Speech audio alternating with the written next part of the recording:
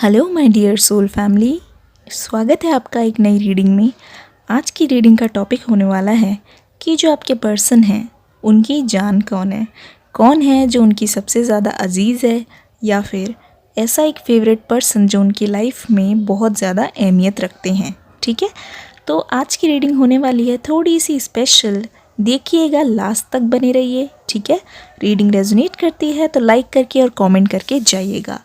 जब तक मैं कार्ड शफल करूँगी, आपको करना ये है कि अपने पार्टनर का नाम अपने मन में 11 टाइम्स लीजिए, या फिर उनके साथ बिताए हुए प्यारे प्यारे मोमेंट्स को याद कीजिए, ताकि आपके थ्रू मैं उनकी एनर्जी के साथ कनेक्ट कर पाऊँ। तो लेट्स स्टार्ट। हम सबसे पहले बोलेंगे thank you angels. My dear angels, मुझे बताइए जो मेरे प्यारे प्यारे व्यूअर्स हैं उनके पार्टनर की लाइफ में कौन है वो स्पेशल पर्सन, कौन है उनको सबसे ज़्यादा प्यारा। We have page of swords,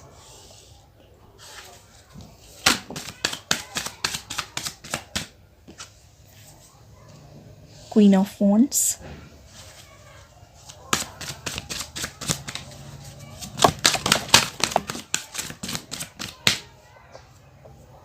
the moon card,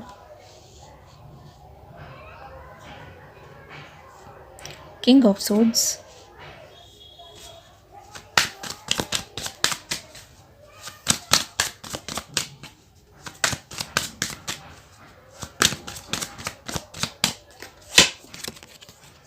हमारे पास है 3 ऑफ पेंटिकल्स,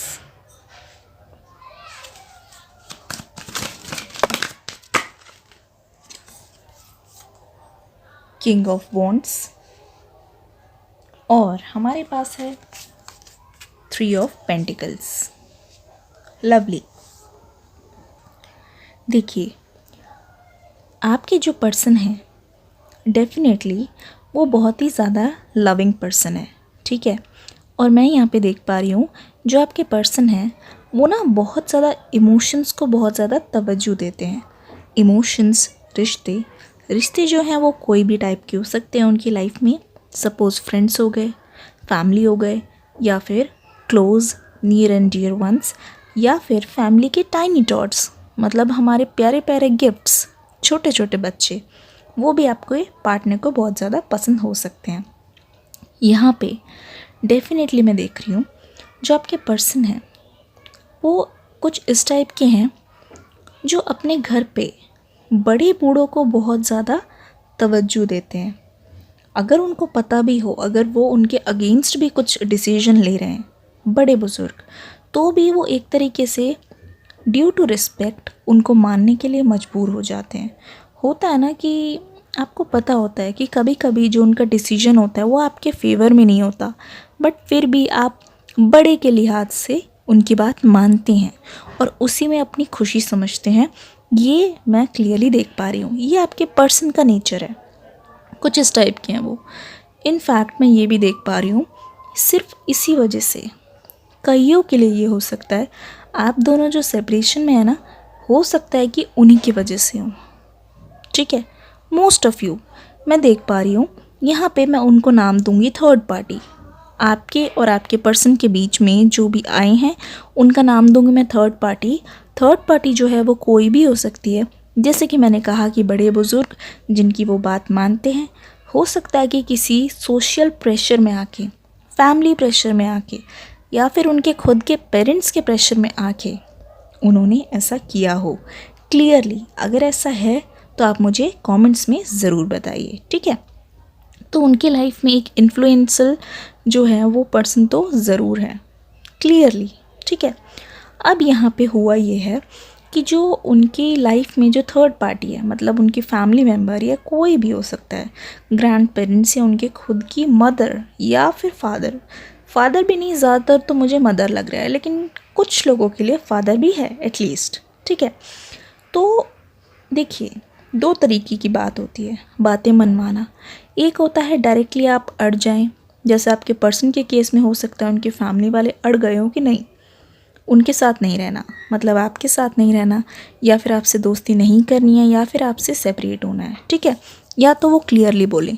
दूसरा होता है इमोशनली मैनिपुलेट करना, सॉफ्टली इन्फ्लुएंस करना, मतलब इमोशनल कुछ करना या फिर कुछ इमोशंस करना या कोई भी तरीके का ड्रामा करके एक पर्सन को इतना मजबूर कर देना कि वो आपकी तरफ खिंचा चले आए या फिर आपकी बात मानने के लिए मजबूर हो, तो ऐसा केस हो सकता है क्लियरली। ठीक है, ये जो आपके पर्सन है, ठीक है, मैं आपको बता रही हूँ,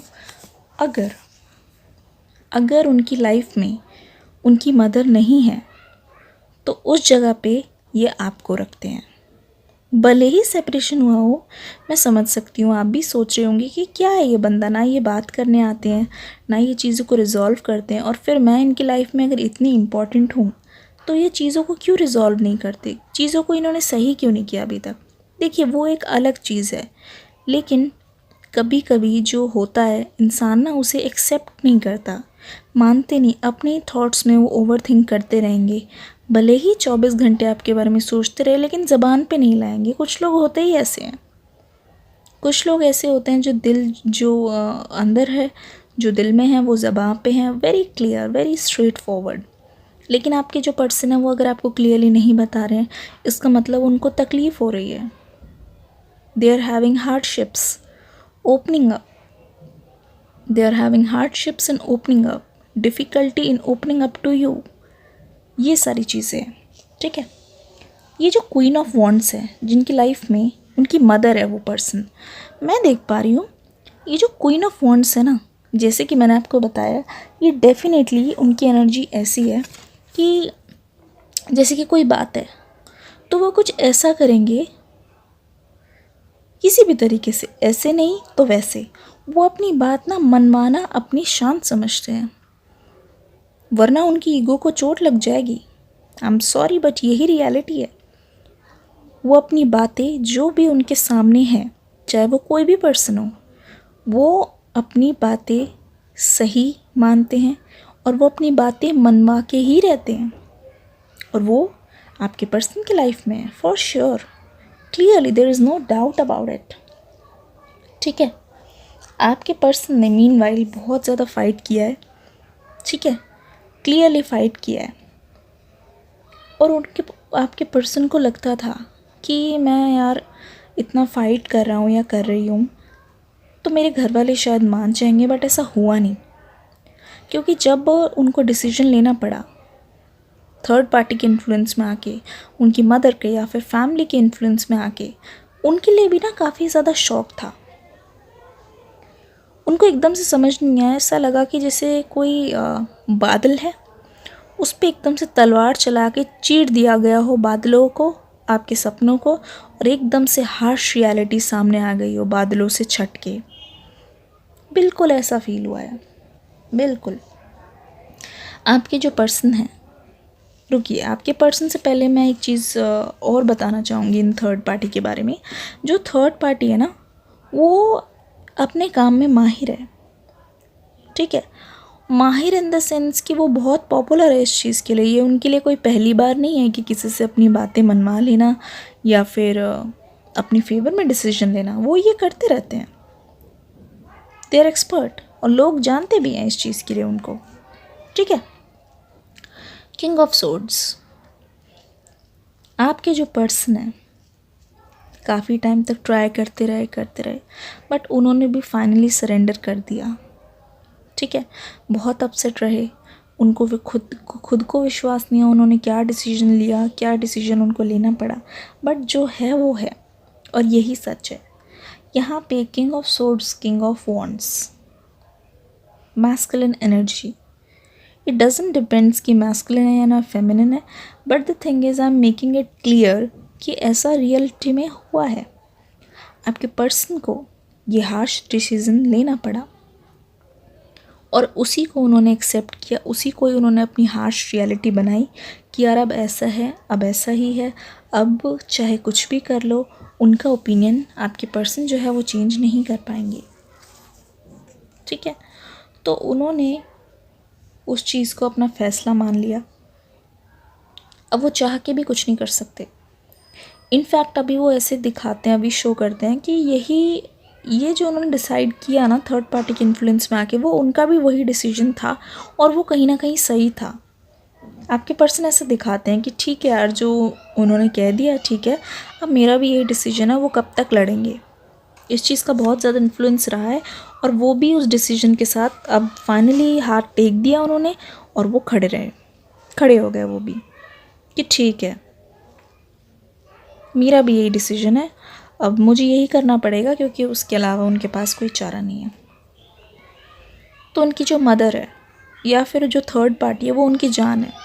स्पेशली अगर जान नहीं होती ना तो वो डेफिनेटली इस केस में आपकी तरफ आते, ना कि उनका साथ देते। और यहाँ जहाँ पे उनकी मदर नहीं है, जहाँ पे उनकी जान आप है, आप में बसी है, लेकिन किसी भी थर्ड पार्टी के इन्फ्लुएंस के कारण उन्होंने आपकी तरफ मुँह मोड़ लिया है। यहाँ पे क्लियरली ऐसा है कि मुँह मोड़ के भी उनकी लाइफ में ऐसा नहीं है कि कोई खुशी है। उनकी लाइफ में हमेशा सौरो ही सौरो भरा हुआ है और बिल्कुल भी उनको समझ नहीं आता कि ऐसा कौन सी वो मनहूस घड़ी थी जहाँ पे उन्होंने आपके खिलाफ़ ऐसा डिसीजन लिया। कैसे उन्होंने आपको छोड़ दिया। एक टाइमिंग होती है, सबकी लाइफ में वो टाइमिंग आती है जहाँ पे या तो आपको सब कुछ सही समझ आने लगता है, या तो फिर आपको सब कुछ आपकी लाइफ में ठीक होने लगता है, आपके डिसीजंस भी राइट होने लगते हैं, या तो फिर एक ऐसा टाइमिंग आती है जो सब कुछ गड़बड़ कर देती है। पता नहीं कैसे कैसे डिसीजन आपसे लेने के लिए मजबूर कर देती है और वहाँ पे गड़बड़ हो जाती है। कुछ ऐसा ही हुआ है आपके पर्सन के लाइफ में। आई होप ये रीडिंग आपसे रेजोनेट की होगी। अगर रेजोनेट होती है, thank you so much. Comment section में अपना फीडबैक मुझे ज़रूर बताइए, क्योंकि उससे ज़्यादा मेरे लिए कुछ भी मायने नहीं रखता। I am being honest, you are a part of my soul family. तो कमेंट सेक्शन में अपने एक्सपीरियंस बताइए, जिनको मैं हमेशा टाइम लेके पढ़ती हूँ। लाइक करके जाइए और कमेंट सेक्शन में हो सके तो बताइएगा कि नेक्स्ट आपको क्या देखना है। टिल देन टेक केयर और मिलते हैं नेक्स्ट वीडियो में। God bless you.